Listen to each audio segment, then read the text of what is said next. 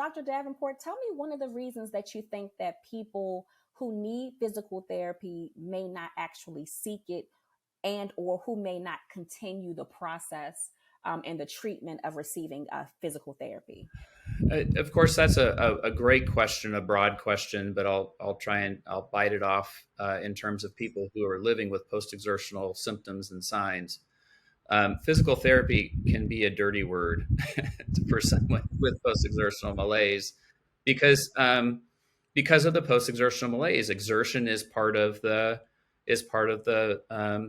whole deal, and physical therapists basically use exertion as medicine, exercise as medicine. So, I think a lot of people in the various patient communities, including ME and long COVID, who are experiencing post-exertional malaise, might well stay away from PTs because it just sounds like a trigger for an exacerbation just waiting to happen.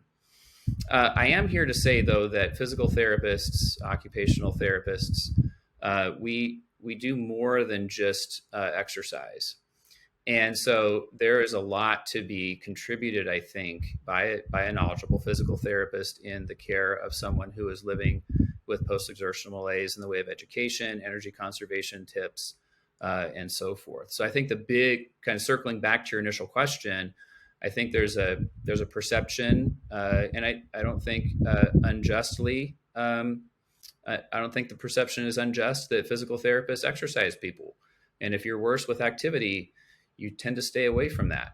What's interesting about post-exertional malaise is it's so variously defined. There are so many definitions that have changed over time for things like ME, starting with ME back in 1955. Before that, it was atypical polio in 1934, and then through the course of time, post-exertional malaise as its own entity has become important for case definitions for ME and also to certain characterizations of long COVID over time. There are two things that I think are really unique about post-exertional malaise. The first thing is that it describes both a set of signs and symptoms, and it describes how they behave over time in regard to a stressor. So the post-exertional part is really interesting. So that's the post-exertional, the PE part of the PEM. And it's interesting because, it specifies that these are signs and symptoms that occur in response to an exertion. And we know that exertion doesn't necessarily have to always be physical, but it can be cognitive. It can be environmental in terms of chemicals, allergens, toxins. It can be emotional, not to say that ME is a primary psychopathology by any stretch, but there's an emotional component that can be a trigger for an exacerbation as well. So that exertion is really sort of any activity that takes the body away from its homeostasis or sort of its balance at rest, is what that suggests to me as a physical therapist. So that's the first part, is it the symptom behavior and how it's temporarily sort of associated with exertion. The second part is malaise. And malaise is just, it's being sick, and I think people can relate to malaise, whether you have ME, whether you have long COVID or other conditions that are associated with post-exertional malaise, because everyone's been sick. Feeling spacey, foggy, feverish, swollen glands, you're sick. And so the post-exertional pattern of symptoms and signs is just that diverse. So of course there's the heavy physical fatigue. And when I say fatigue, that just doesn't cover it, of course. Your listeners know this. And I try really hard to tell clinicians that we talk about fatigue, but that's just because we don't have a word for how bad this is. It's bonked. It's nothing left, nothing in the tank. We're just not going anywhere. Just holding your head and limbs up is too effortful. But it's not, if it was just the fatigue, we might just stop there, but it's other symptoms and signs that are really unusual. Cognitive dysfunction, inability to hold your attention, inability to remember things that you just read or were just spoken to you.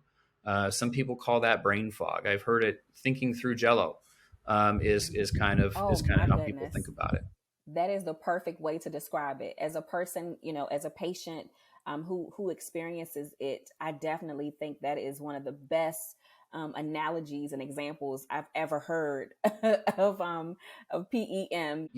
I've heard it also as feeling dissociated from your experience, like you have this out of body experience, you're just not yourself, which is really obviously distressing for people. And it's this cognitive piece that can be, of course, it fluctuates, it comes and goes. And so I might be in a session with a client who's living with post-exertional malaise, and I can tell what kind of session it's going to be based on their look. Sometimes they just feel absent, or like they've just sort of, it's a little like the look that my students get when I lecture too much and they're just, the random access memory is full, like we're done. Yes. And so when you watch, when you take the time just to try and be mindful and just accept the visual cues of the person you're talking with, you can kind of tell when the eyes start to glaze over a little bit and people are desperately trying to hang with the conversation, but you can tell it's just not quite there. So again, during the session, I've known to cut sessions short by saying, it looks like you might be feeling like you're having some cognitive overload, overexertion. How are you doing? Is what we're doing still constructive? And I think for people who don't live with this, there are some context cues to pick up on in order to help accommodate people to avoid overloading them. I just wanted to add, if I could, that there's so much more than just cognitive exertion. As if that wasn't bad enough, of course, there's sort of immune reactivation, or some signs and symptoms that consistent with immune reactivation, where you've got sore throat, swollen glands, and fever for no apparent reason. And a lot of times, people with long COVID have their first crash almost like it feels like they have COVID again. And so then they can't get it. Then they get a test and it's negative, but it's it follows this post-exertional pattern. There's numbness, tingling, and weakness. There's widespread body pains. And so there's a lot of overlap between conditions involving post-exertional malaise and fibromyalgia, which has been documented in the literature. And so for my colleagues who work in kind of chronic pain settings, they need to be screening for post-exertional malaise so that they don't miss it. But there's just so much to it. And really it's this pattern after exertion that's like 12 to 24 hours later. It's a delayed onset. It's really varied in terms of how long it lasts. And so when you're new with this, trying to figure this out, it's a little bit like waves in the ocean. You've got the waves coming in that kind of just add to each other and add to each other and add to each other, because you don't have a recognition of maybe the triggers that may be coming forward and making it worse. And so what you end up with is this high tide of symptoms, and it takes a while to kind of manage those triggers for the tide to recede again. Once you get competent with a pacing program and kind of really regular with it, and even then, life happens, and those waves come in again, and so there's just so much to it. But overall, Chimére, I think post-exertional malaise is an abnormal recovery response to some kind of exertion. Say that again for me one more time so we make sure we got it. Yeah, it's an abnormal recovery response to some kind of exertion. I love that. Yes, because nothing about PEM is normal. So right. We can Absolutely stop at abnormal, and just cut it there. But that's a beautiful definition. So let's talk a little bit about that. What happens when, for the people who are maybe newly diagnosed with long COVID and MECFS, what happens to people because they're newly diagnosed, or they may still not know that they have one or the two of the conditions? What happens if there's continued exertion with patients who are affected with PEM? Yeah, well, with continued exertion, of course, there's worsening, and there's always a concern for worsening to the point of no return. You hear stories of people who live with post-exertional malaise that ignored the initial signs and symptoms because they're kind of far out. They're so diverse. They don't follow the pattern that they should follow. Exertion was supposed to make us feel better. We're supposed to be able to kind of like work our way well or exercise our way well, and this doesn't follow that pattern. This is a disease that breaks the rules. And so it's really easy to disregard those first symptoms and signs. And so you take a case that maybe of mild post-exertional malaise, and it becomes moderate to severe in a hurry. But my insight from this, Chimére, is that your body will make you pace eventually. This is the idea behind pacing is not so much that it's this magical self-intervention or self-management strategy that takes everything away. I mean, your body will tell you when you can't do it anymore. And the idea is to try and recognize the signs early. What's some of the benefits of pacing, and what's some of the ways that you instruct people to think about pacing as they muddle question. through their conditions?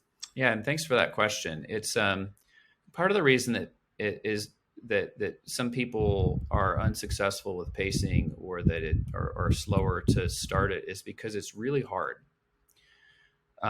It's just really hard. And the reason it's really hard is pacing, energy conservation requires you to listen to yourself in a way that I think we don't generally do. It requires you to put yourself first and prioritize yourself and your needs, which I don't think people are socialized to do. I think occupationally is, and in terms of kind of social structures and family structures, it's very difficult to do. I don't think our society incentivizes this. I also think along those lines that people with ME for a long time have been labeled as lazy or crazy, and those are your choices. Which one's it going to be? And of course, we know it's neither. But those are socialized labels that are internalized. I think people look at fatigue more as a personality flaw than they look at as a legitimate medical condition or a legitimate set of symptoms and signs. So I think there's a lot of reasons why pacing is hard, and I think there's a lot of internalized ableism. I think there's a lot of sort of external ableism, and again, thoughts about what fatigue is. And so it's the listening to your body, but then it's also the permission provided by oneself and sort of one's surroundings, people in your surroundings and the organizations around you to be able to do that listening. So there's a lot of roadblocks to conserving energy. I just want to say that before I talk about the importance and some of the strengths and limitations there. How I frame energy conservation or pacing is the benefit really is to get ahead of feeling lousy. It doesn't always work that way, but you're trying to get ahead of your body telling you when you need to stop, because when your body tells you need to stop, there is, as you referenced, that payback. So if we can pay forward instead of pay back, there is the possibility of becoming a little more proactive in how we think about things. I also think one of the benefits of energy conservation is providing a little more predictability in life. One of the things that there's so much unfair about post-exertional malaise. I mean, so much unfair. But one of the major things that always struck me is it just takes away your ability to plan. You don't know what the day is going to be when you first get sick. You might have a day that where you have some decent energy and low symptoms, followed by 3 to 5 to 10 days or more of crummy symptoms, and you just don't know when your next good day is going to be. And that leads people to push and crash. So that one day may be the day that you get all your shopping done, or you catch up with all the friends that you haven't been able to spend any time with over the past two weeks when you were in bed. And so it limits that push crash. It provides a predictable fund of energy to get some things done. It may not be everything, but it is at least a step towards some predictability. And I think too, although I would never put energy conservation out as curative, I don't think that would be at all accurate or fair. It does provide the ability to improve your baseline, even temporarily. So where you can have these lower symptoms and signs that life may be a little more manageable and that you may feel more like yourself before you got sick, which I think helps people. The more larger populations of clinicians aren't talking about pacing as a possible, not a curative methodology, but why don't we talk about this more? Gosh, what a great question. I wish I had a really good answer for that, but let me I really think that we, as clinicians, the pendulum has swung to exercise as medicine. Exercise is a medicine. It is powerful prevention for many chronic health conditions. It helps to kind of compress that period of time that you're sick before we pass away. It kind of compresses morbidity is sort of the lingo, and it helps people with a better quality of life, except when you have post-exertional malaise. And so there's an expression I think that fits here is when you have a hammer, everything looks like a nail. So if you're tired, you exercise the tired people and they'll feel better. And everyone needs to exercise. And so this is sort of the I think the cognitive trap that clinicians sort of fall into. And so that when people come back and say, hey, I got a lot worse, or I had to cancel a few appointments because I just couldn't make it to the office. This is again that abnormal recovery response, breaking the rules. And I think when you have a hammer and everything looks like a nail and you don't have any other tools in that toolkit, then you just keep hammering away until that patient decides they're not getting the benefit and they won't be coming anymore. And then confirmation bias takes over where, the people who stick with me and I see through to the end, well, they got better because I helped them. And the people who dropped off, well, maybe they just weren't for me. I wasn't for them. They didn't want to work with me. They weren't buying what I was selling. And it becomes sort of a situation where we explain that away without really critically thinking about how it is that post-exertional signs and symptoms and maybe missing those or mistreating those might have contributed. So for the long COVID patient or the MECFS patient who is really thinking about and considering and has been advised to use physical therapy as a part of their therapy or their treatment, what do you want those patients to know about how to pace while seeking physical therapy or receiving physical therapy? I would just encourage people to remember that they're in the driver's seat with their care. And if they're receiving care that is not helping or is harming, they have every right to stop it. And, healthcare providers are not nearly as advanced as patients in a lot of this stuff. We should be, we're not. We're working on it. It's slow. And so I always point patients to pacing guides like MEAction's pacing guide. Workwell Foundation has a couple of helpful documents, one on energy saving strategies, one on heart rate monitoring, and also one on a letter to providers regarding graded exercise. It's written for people with ME, but it certainly fits anyone who has post-exertional malaise. And then I think the last resource, there's plenty of great resources out there, and I'm only probably like shouting out one out of every 10, but also Long COVID Physio, which is a group that I've done some work with over time, has some great patient-facing resources, brief videos, and so forth. So hopefully some good nuggets of information for your listeners.